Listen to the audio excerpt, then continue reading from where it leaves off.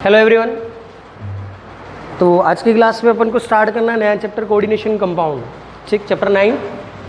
कुछ एक basic chapters अपन inorganic के पहले देख चुके हैं। सॉलिड स्टेट हो गया है, सॉल्यूशन हो चुका है, ठीक है। उसके बाद अपन ने केमिकल काइनेटिक्स कर लिया है, सरफेस केमिस्ट्री कर लिया है, डीएनए ब्लॉक हो चुका है। अब आपके पास मेजर ऐसे देखें तो 6 चैप्टर तो हटने की पूरी गुंजाइश है। तो एक तो बचा थर्ड चैप्टर इलेक्ट्रोकेमिस्ट्री, एक पी ब्लॉक और एक कोऑर्डिनेशन कंपाउंड। इनऑर्गेनिक से आपके ये 3 चैप्टर बचते हैं। उसमें से अपन कोऑर्डिनेशन कंपाउंड एक बार कर लेते हैं ताकि पीछे दोनों मेजर चैप्टर ही बचेंगे, P block and electrochemistry. Start अपन करेंगे कोऑर्डिनेशन कंपाउंड्स। ये चैप्टर आपके जो प्रीवियस सिलेबस मतलब लास्ट ईयर का जो सिलेबस था कंप्लीट, उसमें ये चैप्टर 3 मार्क्स का था। कितने मार्क्स का था? 3 मार्क्स। अब 3 मार्क्स में 2 क्वेश्चन पूछे जाते हैं इस चैप्टर में से। सीधा क्वेश्चन आता है फ्लैट, जैसे कि लास्ट ईयर की बात करें और बिफोर लास्ट ईयर की बात करें तो बहुत इजी क्वेश्चन पूछ लिया था। एक आप क्लास 11 में टॉपिक पढ़कर आए हो ऑक्सीडेशन नंबर, तो ऑक्सीडेशन नंबर का क्वेश्चन सीधा आ गया था, calculate the oxidation number of following compounds, in compounds के ऑक्सीडेशन नंबर निकालो। तो इजी वे में निकालना था, कोई टेंशन थी नहीं और सीधा आंसर आ रहा था। और कोऑर्डिनेशन नंबर दूसरा आता है, कोऑर्डिनेशन नंबर। तो कोऑर्डिनेशन नंबर तो आप फर्स्ट चैप्टर में देख चुके हो। क्या होता है coordination number? It is the near by touching atoms. जो एक सेंटर एटम होता है उसके आसपास कितने एटम्स उससे टच कर रहे होते हैं वो उसका क्या कहलाता है? Coordination number. अब आपको यहाँ जो कोऑर्डिनेशन नंबर की बात करनी है वो ऑलमोस्ट सिमिलर है, लेकिन पैटर्न थोड़ा सा चेंज हो जाएगा, अलग पैटर्न आ जाएगा, बाकी तरीका वही है पूरा का पूरा। साथ ही इस चैप्टर में अपन पढ़ेंगे क्या क्या वो भी बात करेंगे। तो 2 थ्योरी आपको पढ़नी है। एक तो आएगी आपकी वीबीटी, वैलेंसी बॉन्ड थ्योरी, जो क्लास 11 में आपने पढ़ रखी है, उसका अपडेट वर्जन आएगा। कुछ नई चीज़ें पढ़ेंगे यहाँ पर। जैसे कि अपन ने देखा था वीबीटी के अंदर जो है वो ज्योमेट्री की बात होती है, वो कभी भी शेप की बात नहीं करता। बात करी थी अपन ने लास्ट ईयर 4th चैप्टर में। इसमें आपका एक नया थ्योरी आएगा सीएफटी। क्या आएगा? सीएफटी, क्रिस्टल फील्ड थ्योरी, उसकी आपको बात करनी है। उसके बाद आइसोमेरिज्म आएगा, उसकी बात करनी है। टाइप्स ऑफ कंपाउंड्स की बात करनी है। पढ़नी बहुत सारी चीज़ें, अपन 1 बाय 1 पढ़ते जाएंगे। तो let we start coordination compounds. तो यहाँ पर आपका टॉपिक आ रहा है कोऑर्डिनेशन कंपाउंड्स।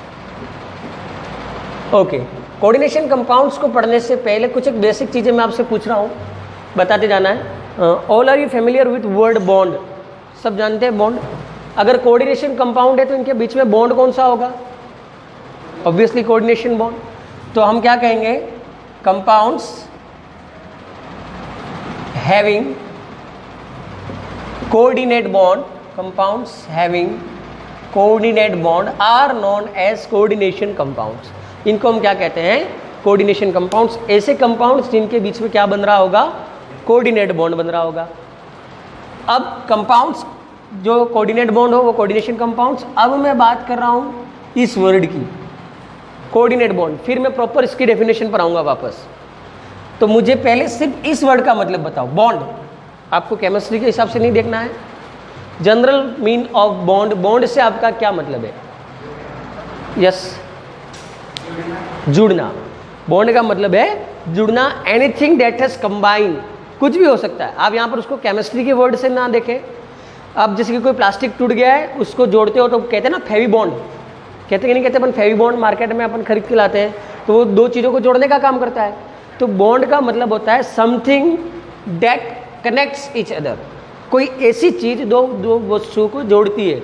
जैसे कि अगर मैं यहाँ इस स्कूल में हूँ, अगर मैं बॉन्ड साइन करता हूँ मतलब मैं इस स्कूल से जुड़ रहा हूँ और मैं 2 years 3 years 5 years as I want as nominee of school, जो भी डिसाइडेशन होता है, मैं वो बॉन्ड साइन करता हूँ। Means it is the connectivity of my self with this school. इस स्कूल के साथ मेरी कनेक्टिविटी जो है वो किस में लिखी जाएगी? बॉन्ड में। तो जनरल मीन ऑफ बॉन्ड, इस बॉन्ड का जनरल मीन क्या होता है? Something connecting, something connecting. जब कुछ किसी चीज़ को हम जोड़ने से रिगार्डिंग मतलब निकालते हैं, उस वर्ड का मतलब होता है बॉन्ड। सिर्फ क्या होता है? बॉन्ड। अब इस वर्ड का सिंपल मीन बताना। देखो अब मैं पहले ही कह रहा हूँ, केमिस्ट्री से मैं बाद में जोड़ दूंगा, आप उसकी बात नहीं करें। जनरल मीन ऑफ कोऑर्डिनेट, किसी को आ रहा है दिमाग में? कोऑर्डिनेट, अच्छा हम बोलते भी हैं प्लीज़ थोड़ा कोऑर्डिनेट करो, कोऑपरेशन करो। तो कोऑर्डिनेट का मतलब होता है सपोर्ट। क्या होता है? सपोर्ट। मतलब something connecting for what? For support. किस चीज़ के लिए जुड़ रहा है वो?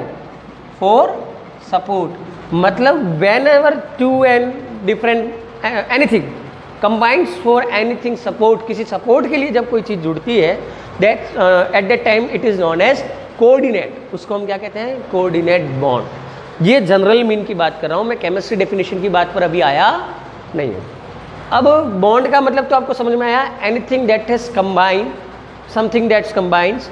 Now this bond changes to our chemical bond. अब हम इसको किस चीज़ में लेते हैं, केमिकल बॉन्ड। अब मुझे केमिकल बॉन्ड की डेफिनेशन बताओ, what does you mean by chemical bond? Bhavya,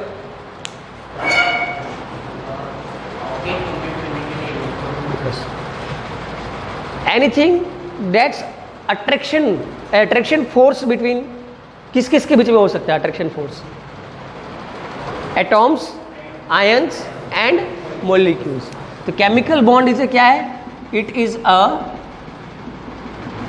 attraction force between atoms, ions, molecules. ये किस किस के बीच में है, एटॉम्स, आयंस और मॉलिक्यूल्स के बीच में लगने वाला एक अट्रैक्शन फोर्स। और मैं आपको बता चुका हूँ what is the need of this, इसकी नीड क्या है। तो all we are familiar with the term noble gases, सबको पता है noble gases, they are too much stable, वो स्टेबल होती है बहुत ज़्यादा।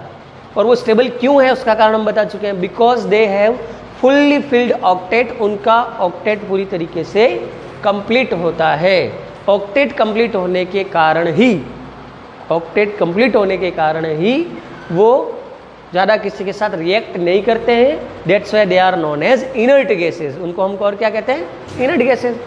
बट रेस्ट एलिमेंट्स, बाकी जो एलिमेंट्स हैं, they have to be appear like inert gases, वो इनर्ट गैस जैसा बनना चाहती हैं, इसलिए वो क्या कोशिश करती है, अपना ऑक्टेट कंप्लीट करना चाहती है। अब ऑक्टेट कंप्लीट कैसे किया जाए, एग्जाम्पल किसी के आउटर मोस्ट शेल में 5 इलेक्ट्रॉन्स है, उसको ऑक्टेट कंप्लीट करने के लिए कितने इलेक्ट्रॉन चाहिए, 3। तो 2 तरीके हो सकते हैं, या तो वो 3 इलेक्ट्रॉन किसी से ले लेगा या 3 इलेक्ट्रॉन्स की शेयरिंग कर देगा। आई बात समझ में? तो according to different patterns, chemical bond is classified in, कितने प्रकार के होते हैं केमिकल बॉन्ड्स? बेसिक 3 प्रकार के होते हैं। कितने प्रकार के होते हैं? 3 प्रकार के। कौन कौन से?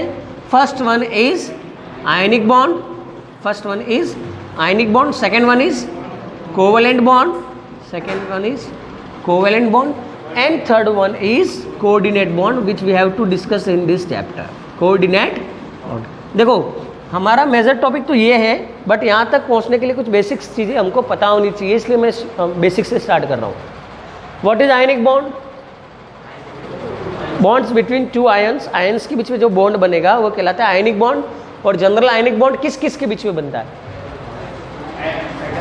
Metal and non metal. Ionic bond is a bond between, ये अपन ने फर्स्ट चैप्टर में पढ़ा है क्लासिफिकेशन में, आयनिक सॉलिड्स में, bond between metal and non metal. Metal और नॉन मेटल के बीच में बनने वाला बॉन्ड क्या कहलाता है?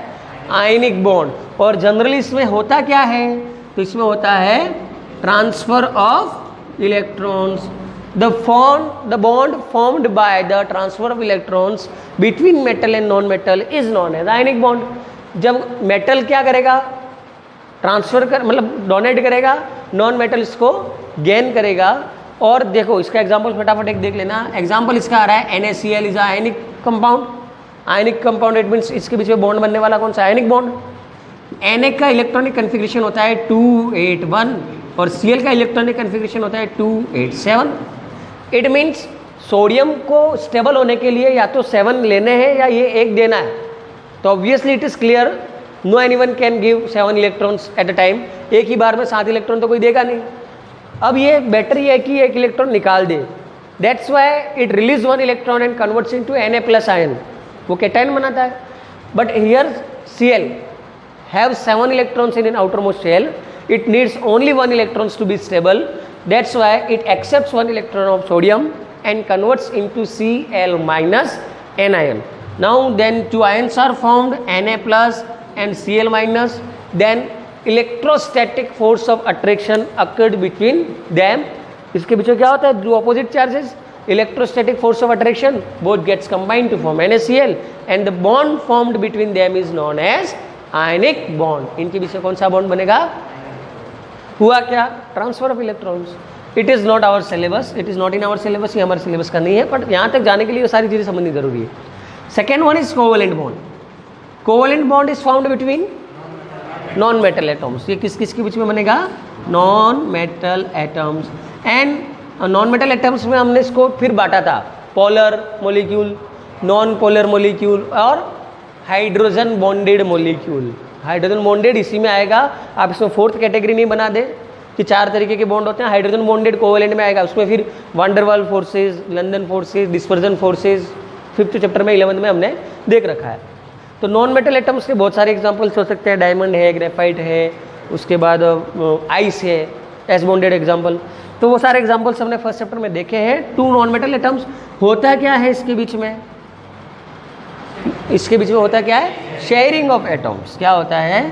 Sharing of atoms takes place between 2 non metal atoms. Example इसका आप ले सकते हो CH4, ठीक है, CCl4, बहुत सारे ऐसे एग्जाम्पल्स हैं इसके जिसके अंदर शेयरिंग ऑफ इलेक्ट्रॉन्स होता है और दोनों अपने ऑक्टेट को कंप्लीट कर लेते हैं और बॉन्ड बनाते हैं, जिसको हम कहते हैं covalent bond. But now this is our topic, coordinate bond. अब आगे हम हमारे टॉपिक के ऊपर, तो let we discuss about what is coordinate bond. अगर किसी के कभी सुनने में आया हो कोऑर्डिनेट बॉन्ड टर्म, तो आप बता सकते हैं कोऑर्डिनेट बॉन्ड क्या होता है? Anyone? What is coordinate bond? Okay, let me explain what will exactly happens, sharing of electrons और transfer of electrons। coordinate bond में होगा क्या? sharing of electrons। this is the most confusing thing कि exactly दोनों चीज़ें आपने बता दिया, तो sharing और transfer दोनों अलग अलग बॉन्ड है। अब इसमें भी sharing मतलब ये तो कोवेलेंट बॉन्ड होना चाहिए। तो क्या ऐसा पॉइंट है जो कोऑर्डिनेट बॉन्ड को कोवेलेंट से अलग शो करता है, which makes it differ from covalent bond? Coordinate bond में ऐसी तो कोई बात होगी जो कोवेलेंट बॉन्ड से लगे, वरना वो कोवेलेंट में ही गिना जाता। तो now we will discuss about coordinate bond. किसके बारे में बात करेंगे हम? Coordinate bond. Okay, it is the bond formed between, जैसे कि अपन ने वहाँ बात करा था 2 मेटल्स एटम्स के बीच में, मेटल नॉन मेटल के बीच में और 2 नॉन मेटल एटम्स के बीच में। तो ये किसके बीच में बनेगा? It is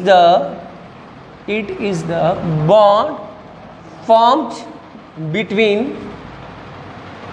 Lewis acid and base. Lewis acid और लुईस बेस के बीच में बनने वाले बॉन्ड को हम कहते हैं coordinate bond. This is too much important. Coordinate bond क्या होता है? Lewis acid and Lewis base के बीच में जो बॉन्ड फॉर्म होता है उस बॉन्ड को हम कहते हैं कोऑर्डिनेट बॉन्ड। क्या कहते हैं? Coordinate bond. Now it is new thing, what is Lewis acid, what is Lewis base? मतलब नई तो नहीं है हमारे लिए, हालांकि हम 10th क्लास में 11th स्टैंडर्ड में कई बार इस चीज़ का जिक्र आप कर चुके होते हैं। तो first one, what does you mean by the term Lewis acid? Lewis acid से आप क्या समझते हो? Anyone? Yes yes, electron deficient species. क्या कह सकते हैं हम लुईस एसिड्स को? इलेक्ट्रॉन डेफिशिएंट स्पीसीज, मतलब ऐसी स्पीसीज जिनको इलेक्ट्रॉन की कमी फील हो रही है, दे रिक्वायर्ड्स इलेक्ट्रॉन्स, उनको इलेक्ट्रॉन की ज़रूरत है। अब इलेक्ट्रॉन की ज़रूरत है तो 2 काम करो, या तो इलेक्ट्रॉन शेयर करो या इलेक्ट्रॉन ट्रांसफ़र करो। बट होता ये है इसमें कि ये जो लुईस एसिड्स होते हैं ना, उनके हाथ पैर कट जाते हैं। हाथ पैर कट जाते का मतलब जानते हो? ना तो वो इलेक्ट्रॉन शेयर कर पाएंगे, ना ही वो इलेक्ट्रॉन डोनेट कर पाएंगे, ना इलेक्ट्रॉन ले पाएंगे, कुछ नहीं कर सकते। ये क्यों नहीं कर पाएंगे? तो एग्जाम्पल लेंगे ना अपन, तब समझ में आएगा। तो लुईस एसिड्स किसको कहते हैं हम? इलेक्ट्रॉन डेफिशिएंट स्पीसीज, जिनके पास इलेक्ट्रॉन की कमी हो उनको हम कहते हैं इलेक्ट्रॉन लुईस एसिड्स। अब इलेक्ट्रॉन की कमी है तो इनको अपन क्या कहते हैं? Electron acceptor. क्या कहेंगे? दूसरा नाम इनको अपन क्या कहेंगे? Electron acceptor. ये क्या है? इलेक्ट्रॉन एक्सेप्टर है। क्लियर? अब देखो, second one example is Lewis base. Second one example is Lewis base. Now it is opposite to Lewis acid. Lewis acid का just opposite. Electron deficient species को Lewis acid, तो electron rich species are known as Lewis base. Electron rich species are Lewis base, ठीक है। और इनको अपन क्या कहेंगे, इलेक्ट्रॉन डोनर, क्या कहेंगे, इलेक्ट्रॉन डोनर स्पीसीज। ये तो देने का काम करेंगे साहब, उनके पास एक्स्ट्रा इलेक्ट्रॉन है।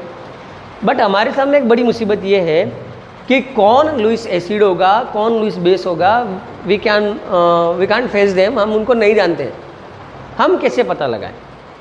तो लुईस एसिड के मैं जनरल कुछ ऐसे एग्जाम्पल आपको बता देता हूँ। BF3 AlCl3, most important topic example. Organic के अंदर जब आप 10 चैप्टर पढ़ोगे ना तो AlCl3 का यूज़ लिया जाएगा उसके अंदर, ठीक है। फ्रीडेल क्राफ्ट रिएक्शन जब आप पढ़ोगे, फ्रीडेल क्राफ्ट रिएक्शन के अंदर AlCl3 का बहुत ज़्यादा यूज़ है, तो वहाँ पर मैं इसकी बात करूँगा। फिर से ध्यान रखना AlCl3। दूसरा, इलेक्ट्रॉन की कमी किसके ऊपर होगी, तो हर एक वो स्पीसीज जिसके ऊपर प्लस चार्ज हो, हर एक वो स्पीसीज जिसके ऊपर प्लस चार्ज हो, Fe+3 Cu+2 Al+3 plus charge है, मतलब उनके पास इलेक्ट्रॉन की कमी है। They are ready to accept electrons, वो तो इलेक्ट्रॉन एक्सेप्ट करने के लिए रेडी रहते हैं। तो ये सब किसके एग्जाम्पल हो गए, लुईस एसिड्स के। दूसरा, लुईस एसिड और कौन होगा, which have vacant D orbitals. ये बात खास ध्यान रखना, कई बार आपके दिमाग में क्या होगा कि सर इसका ऑक्टेट भी कंप्लीट है, इसको इलेक्ट्रॉन की ज़रूरत भी नहीं है, फिर भी ये लुईस एसिड क्यों है। कई सारे ऐसे एग्जाम्पल भी आएंगे कि सर ये क्यों हुआ लुईस एसिड, ये तो बराबर है, इसके तो सब चीज़ें सेट है, सब सेट है, लेकिन उसकी भूख तो अभी भी है। जैसे कि एग्जाम्पल के लिए आपने अभी अभी खाना खाया, खाना खा लिया जितने आपकी भूख थी, लेकिन इतने में पता पड़ा कि पड़ोस से कोई अच्छी चीज़ आई है जो आपकी बहुत फेवरेट है, और आप खाना पूरी तरीके से खा चुके हैं, लेकिन वो तो आपकी फेवरेट है तो भले जगह नहीं है, तो आप क्या करेंगे, खाएंगे कि नहीं खाएंगे, because it is our most favourite thing. तो ये चीज़ यहाँ पर होती है कि ये अपना जितनी ज़रूरत है उतना तो पूरा कर चुके हैं, लेकिन इलेक्ट्रॉन को देखते ही इनके मन में लालच आ जाती है, और लालच इसलिए आती है क्योंकि इनके पास जगह खाली है। लालच इसलिए आती है क्योंकि इनके पास जगह खाली, अगर जगह खाली नहीं होती तो भले लालच होती तो क्या मतलब रहता। तो होता ये है कि डी ऑर्बिटल खाली है, तो डी ऑर्बिटल की कैपेसिटी कितना होता है, 10 इलेक्ट्रॉन्स। तो जगह खाली पड़ी है तो वो भले संतुष्ट हैं, लेकिन वो इलेक्ट्रॉन को एक्सेप्ट कर लेंगे। मैं कुछ एक एग्जाम्पल डी ऑर्बिटल्स के आगे बताऊंगा, उससे आपको क्लियर हो जाएगा। अब वो बात करनी है आपको Lewis base electron rich species.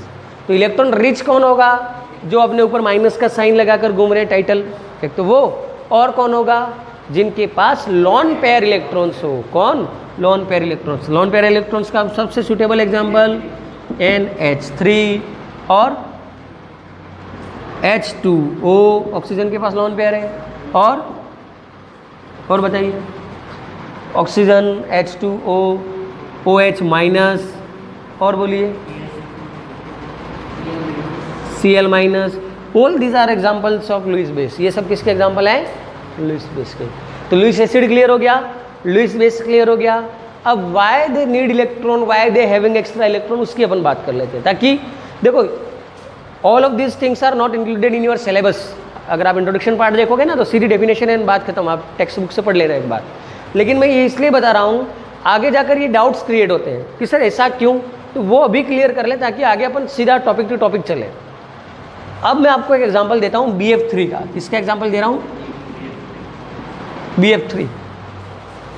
Boron having atomic number, boron का एटॉमिक नंबर कितना है, hydrogen, helium, lithium, beryllium, boron 5। इसका इलेक्ट्रॉनिक कॉन्फ़िगरेशन क्या होगा, 2-3।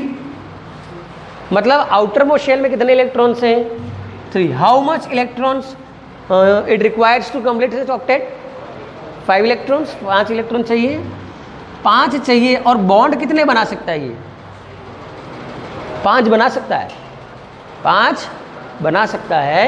अब मैं ये देखूं कि बोरॉन के आउटर मोस्ट शेल में 3 इलेक्ट्रॉन्स, ये 3 फ्लोरीन आए, फ्लोरीन के आउटर मोस्ट शेल में 7 होते हैं, ये कंप्लीट। फ्लोरीन तो अपना काम करके चला जाया, इसको अपने आटांट करने थे, लेकिन फंसा कौन, boron. How much electrons it having, 6 electrons. कितने इलेक्ट्रॉन्स हैं। अब आपको कहीं भी BF3 को देखकर ये पता लग रहा था क्या ये इलेक्ट्रॉन डेफिशिएंट है, बट अब पता है कि 2 इलेक्ट्रॉन कम है इसके पास। कितने कम है, it is a exception of octet rule. ये किसका एक्सेप्शन है, अच्छा, ऑक्टेट रूल के एग्जामिनेशन मैंने आपको 11th के नोट्स में लिखवा रखे हैं, एक्सपांडेड ऑक्टेट रूल, जिसके अंदर आता है PCL5। ऑक्टेट रूल तो ये कहता है कि आउटर मोस्ट शेल में 8 ही होने चाहिए, लेकिन PCL5 10 बना लेता है, तो वो एग्जामिनेशन में आ गया एक्सपांडेड ऑक्टेट रूल। और ये किस में, शॉर्टेज में, इसके 8 भी नहीं हो रहे, लेकिन फिर भी ये मॉलिक्यूल बनता है, फिर भी ये मॉलिक्यूल बनेगा। इसको हम कहते हैं एग्जम्पशन ऑफ ऑक्टेट रूल। और इसको लुइस ने क्या कह दिया अपने थ्योरी के अंदर, लुइस एसिड, क्या कह दिया। अब इसको भूख है साहब 2 इलेक्ट्रॉन की, इट नीड्स 2 इलेक्ट्रॉन्स, इसको 2 इलेक्ट्रॉन चाहिए। अब मैं एग्जांपल लेता हूं NH3 का। किसका एग्जांपल लेता हूं, NH3 nitrogen, NH3 nitrogen. Nitrogen के आउटर मोस्ट एटॉमिक नंबर कितना है, 7, इसका 2, 5, आउटर मोस्ट शेल में 5 electrons. How much electrons it requires to complete it octet, 3 electron चाहिए, 3 मिलते ही ऑक्टेट इसका कंप्लीट हो जाएगा। अब वो 3 इलेक्ट्रॉन लाएगा कहाँ से, वो शेयरिंग करेगा या ट्रांसफर मतलब गेन करेगा, दोनों में से कुछ भी करे, लेकिन उसके 3 इलेक्ट्रॉन चाहिए, 3 मिलते ही इसका ऑक्टेट कंप्लीट हो जाएगा। तो अब देखो नाइट्रोजन 1 2 3 4 5। अब एक हाइड्रोजन यहाँ आया, डुप्लेट कंप्लीट, एक हाइड्रोजन यहाँ आया, डुप्लेट कंप्लीट, एक हाइड्रोजन यहाँ आया, डुप्लेट कंप्लीट, और ये नाइट्रोजन का ऑक्टेट भी कंप्लीट, नाइट्रोजन का ऑक्टेट भी complete. The bonds, the electrons participating in bonding are known as bond pair. जो इलेक्ट्रॉन्स बॉन्डिंग में पार्टिसिपेट करते हैं उन्हें हम कहते हैं bond pair. And the electrons which not participating in bonding are known as lone pair. ये क्या हो गए आपके लोन पेयर। अब खास बात यह है कि आप ये सोचोगे कि सर ये लोन पेयर दे देगा, तो घर लुटा बैठा हो तो लोन पेयर कैसे दे देगा। अगर लोन पेयर पूरे का पूरे दे दिए तो खुद के 6 हो गए, खुद चला गया लुईस एसिड में। अब कोऑर्डिनेट बॉन्ड को समझना, मैं कोऑर्डिनेट बॉन्ड पर आ रहा हूं धीरे धीरे। तो कभी भी कोऑर्डिनेट बॉन्ड में ट्रांसफर नहीं होगा, पहली चीज तो ये क्लियर हो गया। Not any transfer of electrons takes place in coordinate bond, is it clear.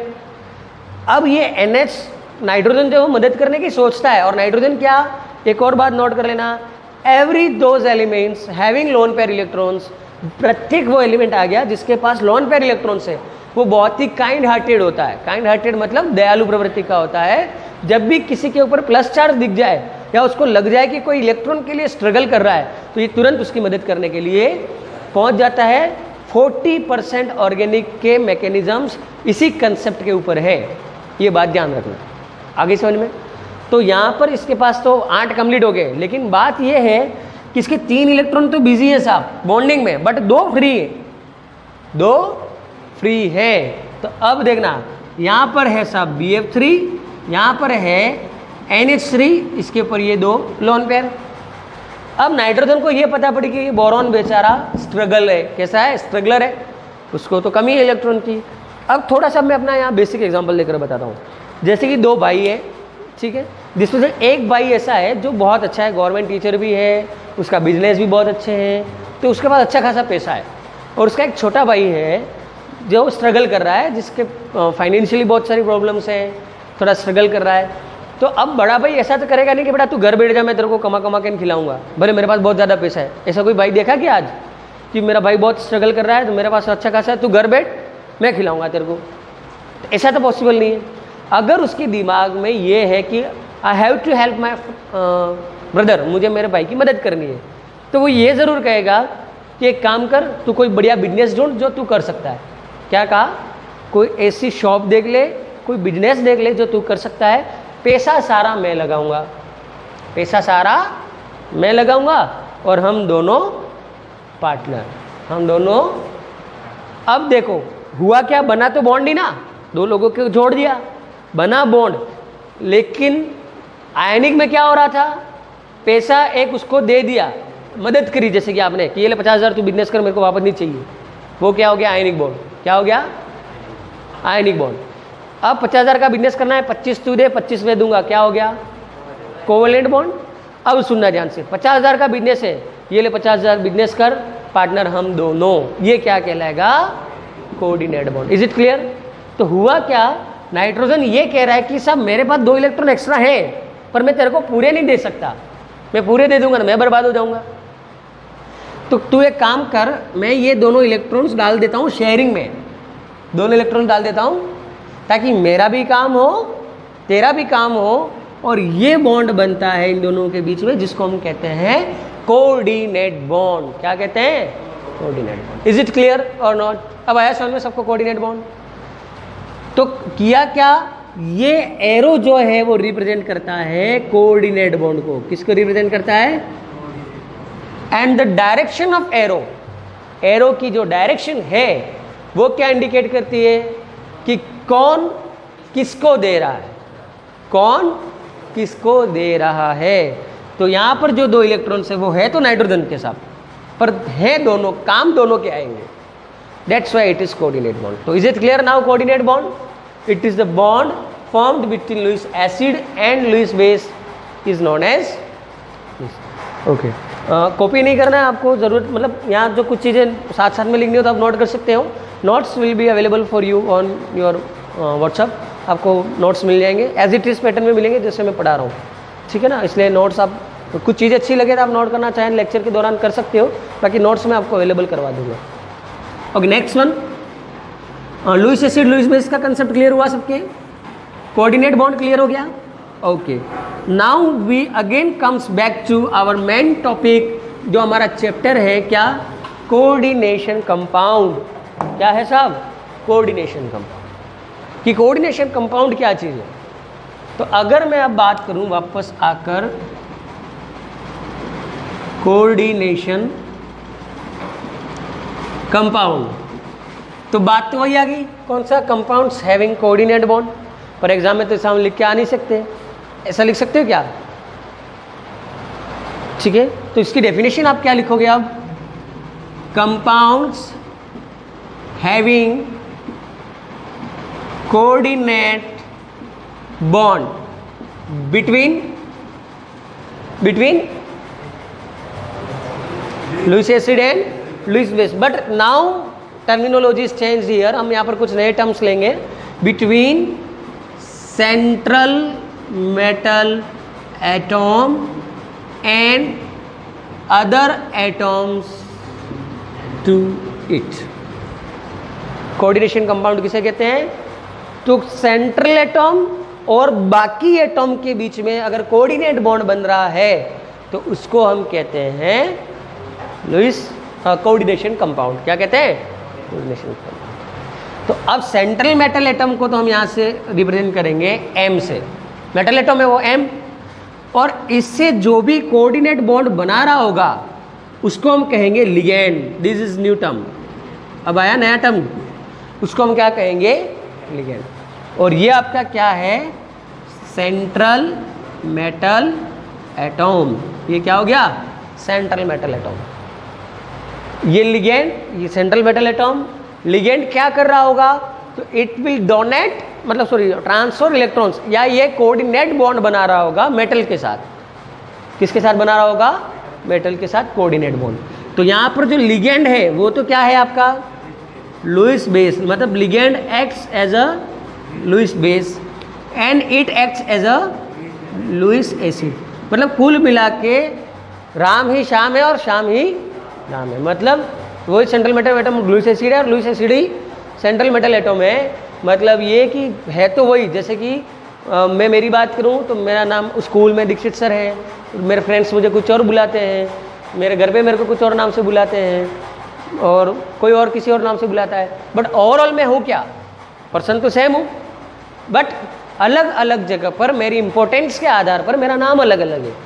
तो कोऑर्डिनेशन केमिस्ट्री की जब बात आती है तो लुईस एसिड का नाम किस में बदल जाता है? सेंट्रल मेटल एटम में। लुईस बेस को किस में बदल देते हैं? लिगेंड में। फिजिकल केमिस्ट्री की बात आती है तो लुईस एसिड लुईस बेस के टर्म में लेते हैं। जब अपन प्रैक्टिकल की बात करते हैं तो इसी को अपन बोल देते हैं रेडिकल्स। क्या बोलते हैं? एसिडिक रेडिकल, बेसिक रेडिकल, एक ही चीज़ के वेरियस टर्म्स हैं, टर्मिनोलॉजी कहते हैं इसको अपन केमिस्ट्री में। क्या कहते हैं? टर्मिनोलॉजी। इंपॉर्टेंस के आधार पर अलग अलग जगह पर अलग अलग नाम लेकर अपन इनको करते हैं। तो अब बेसिक टर्म्स आपको पता पड़ गई होंगी। क्या क्या पता पड़ी? कोऑर्डिनेट बॉन्ड क्या है, कोऑर्डिनेशन कंपाउंड्स क्या हैं, लुईस एसिड क्या है, लुईस बेस क्या है, इनके एग्जाम्पल्स क्या हैं, और कोऑर्डिनेशन कंपाउंड्स क्या है। इज इट क्लियर और नॉट? ये बात तो सबको समझ में पड़ी, बेसिक बेसिक बातें पढ़ी अपन ने आज एकदम। अब इससे रिगार्डिंग कुछ पॉइंट्स अपन बता सकते हैं क्या, कि सेंट्रल मेटल एटॉम होता है, इसके अंदर एक लिगेंड होता है, लिगेंड कोऑर्डिनेट बॉन्ड बनाता है सेंट्रल मेटल एटॉम्स के साथ। तो वो कुछ एक पॉइंट्स आपको नोट्स के अंदर मिल जाएंगे जो अपने आज पढ़ा। अगला टॉपिक अपना आता है टाइप्स ऑफ कंपाउंड्स। अगला क्या आता है? Types of compounds. तो आपके सिलेबस के अंदर आगे का पूरा थ्योरी पार्ट है। तो कल अपन types of compounds, types of ligands, वो सारी चीज़ें पढ़ेंगे। यहीं से आगे की क्लास कल कंटिन्यू होगी। तो आप लोगों ने तो आज यहाँ पर लाइव पढ़ा है, आज का ये वीडियो बच्चे देख लेंगे, ठीक। कल उनको इससे आगे पढ़ाया जाएगा, ठीक है। तो आप लोग कल का वीडियो घर से देख कर आएंगे, वरना परसों जो पढ़ाएंगे वो समझ में नहीं आएगा। तो घर से एक बार चैप्टर रीड कर लेना है, फिर आपको इसके आगे का परसों मतलब नेक्स्ट क्लास जब रहेगी तब आपको इससे आगे का टॉपिक जो है वो कंटिन्यू कराया जाएगा। तो वीडियो सबको देखने हैं। मैं भी पॉसिबल अपन सोच रहे हैं मंडे से क्लासेस रेगुलर कर लें, दोनों सेक्शन को बुलाएंगे, एक इस हॉल में एक उस हॉल में, तो एक टीचर 2 बार पढ़ाएगा, तो अपन दोनों को लाइव ही पढ़ाएंगे। और जो भी इंस्ट्रक्शंस होंगे वो आप तक पहुंच जाएंगे, ठीक है। तो नेक्स्ट क्लास आपकी जब भी होगी आपको बाय मैसेज सूचना मिल जाएगी। आप भी चाहें तो अगर वीडियो नहीं है, कोई चीज़ डाउट रह जाए तो वीडियो सबके ऊपर लिंक आएगी, तो आप लोग भी घर जाकर वीडियो देख सकते हैं, ठीक है। धन्यवाद।